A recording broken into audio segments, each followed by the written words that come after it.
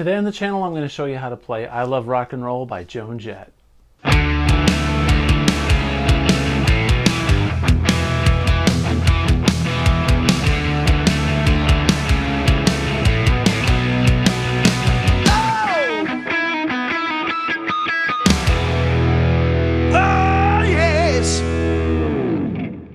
Hey everybody, welcome back to the channel. Today I'm going to show you how to play I Love Rock and Roll by Joan Jett.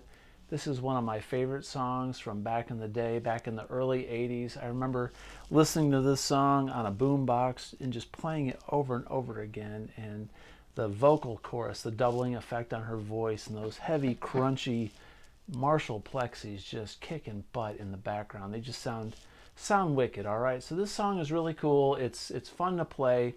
If you're in a cover band, this is an awesome song to play that's a crowd pleaser. And there's actually some little nuances in this song from a guitar player's perspective that are not, I wouldn't say tricky, but they're essentials to learn, and you got to get right to make the song sound really cool, okay? So let's take a look at it. The song's in standard tuning. I'm in E.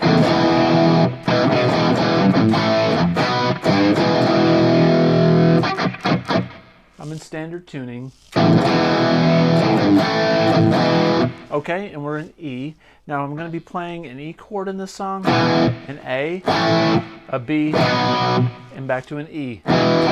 Okay, and that's pretty much the chords in this entire song.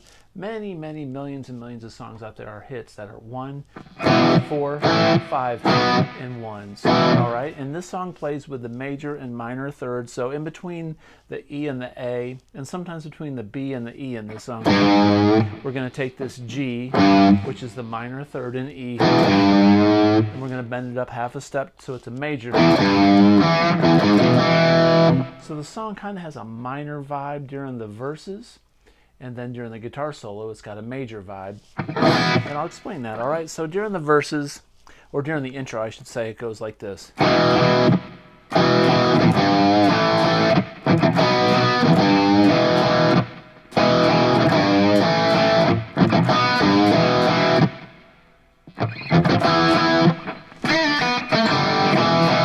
Okay, so what I'm doing there is a E power chord twice. I play it twice, 2 times, so it's. I'm going to bend up on this G and go to A, and then a B. Do the G, back to the E. All right, so this G is kind of a passing tone.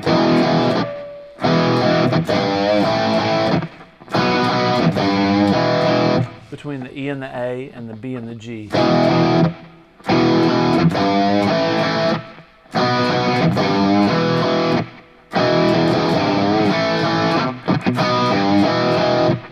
It ends a little bit differently. So what I did there is it's a B and then E. Okay, so once again.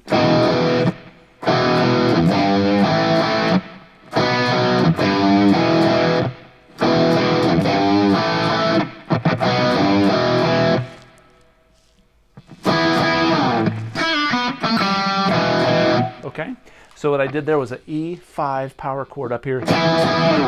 I think that one guitar player, probably Joan, is going, and the rhythm guy, or the lead guy, is going. So when you layer guitar parts low and high, you fatten up the recording, you know, when you double it and you play different inversions. And then there's this little pentatonic lick, which is an E minor pentatonic lick. So what I'm doing there, now it's doubled, it's so good. So probably Joan and this guy play it together in the studio, or the lead guy just doubled it, right? It's a little tricky down here because you really got to get behind this. You got to really bend hard on this note. So what I'm doing is I'm on the 3rd fret on the B string, and I'm going to bend up a whole step and bring it back down. Kind of quick. I take my 2 middle fingers, my ring finger and my middle finger, and I'm on the 2nd and 3rd fret, but this 3rd fret is what I'm fretting. I'm going. I use my middle finger as support to bend this up a step. After I do this bend and the release, I play open B, and then an A on the 2nd fret on the G string, open G, and then this E. I'm going to play the E power chord there though. So let me play it again, that was a little sloppy. Okay, so again from the beginning.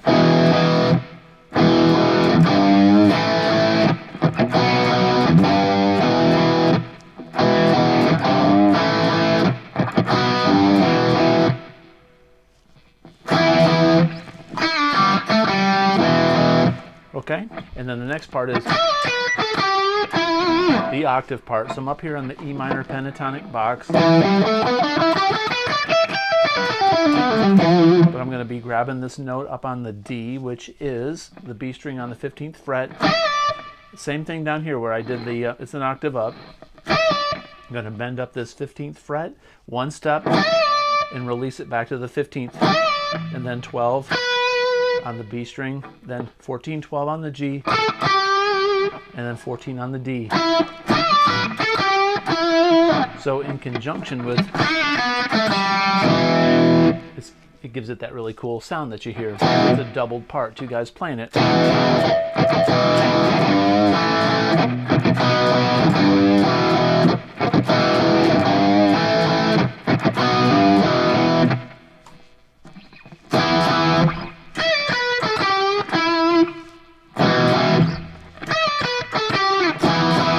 Probably plays that power chord twice at the end of that. Okay, so then there's the verse. That's the chorus and the intro. So that's the chorus when she sings I Love Rock and Roll, and that's also the intro to the song. So the verse is a little different. It goes, when she goes, I saw him standing there at the record machine. Then he goes, so we're going to chug on this, not really chug, but we're going to play the low E. She sings,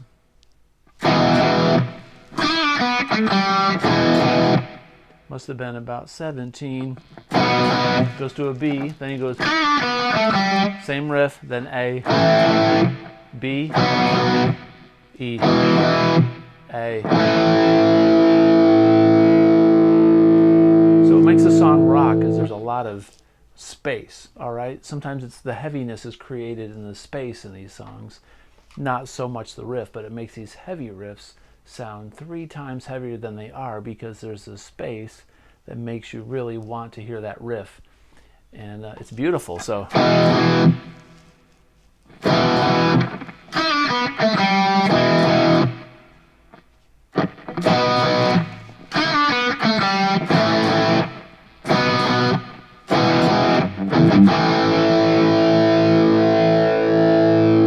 that's where she goes, he's with me, yeah, me.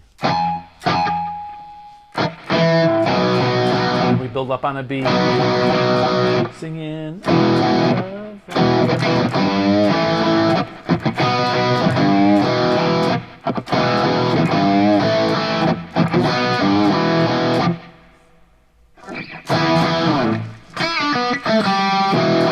Okay, now for the guitar solo.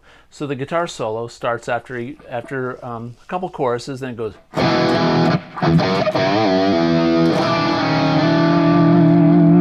Okay, so what I'm doing there is I go. I'm gonna play this low E, and then this F sharp on the 2nd fret, and pull up like that. So I'm gonna bend it up. We're kind of bending it to a G.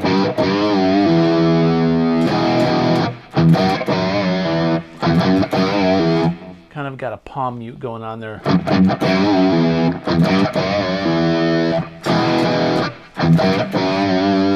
And we're going to play an E dominant 7. So what I'm doing there, I'm taking, like, if you take an E chord like this, and you do an E dominant 7, like this, I'm going to take this section of the chord and play a low E. Okay, so after it goes, I think he takes a whammy bar and goes, but you can go, slide it down half a step, and then back up, okay? And it goes,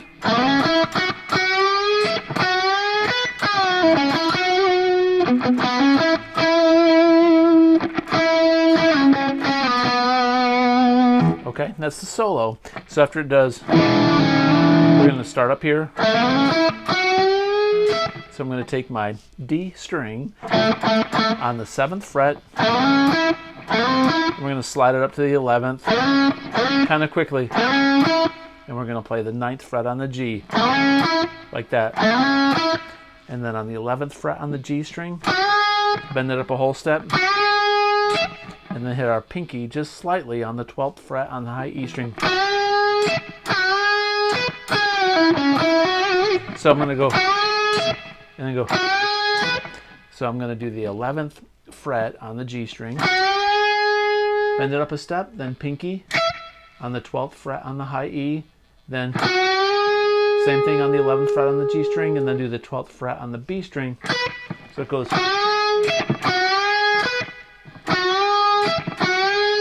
Then go. What I did there was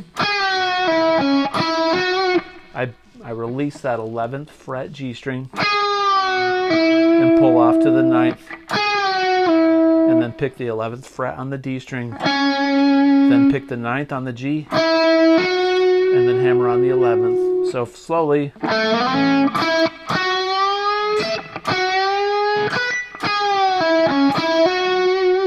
Then go.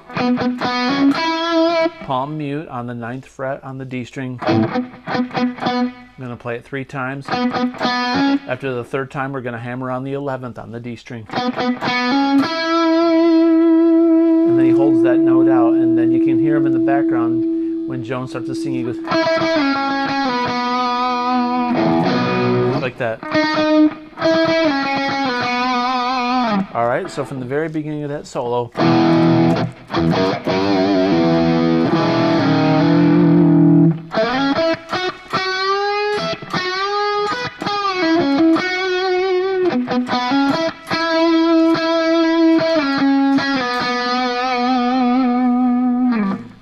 And that's the guitar solo. The rest of the song is the same. It's all chorus and it fades. There is an overdub guitar, like after the chorus goes many times in the end.